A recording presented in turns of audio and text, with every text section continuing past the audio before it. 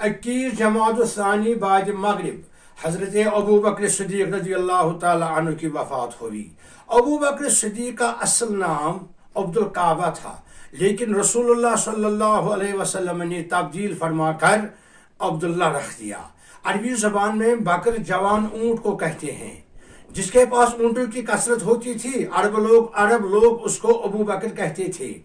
हज़रत अबू बकर सिद्दीक़ रज़ी अल्लाह ताला अन्हु के पास जवान ऊँटों की कसरत थी, इस लिहाज से अरब में अबू बकर के लक़ब से मशहूर थे। एक दिन सैयदना रसूलुल्लाह सल्लल्लाहु अलैहि वसल्लम ने फरमाया, या अबू बकर इन्नल्लाह क़द सम्माका सदीक़, ए अबू बकर अल्लाह ताला ने आपका नाम सदीक़ रखा।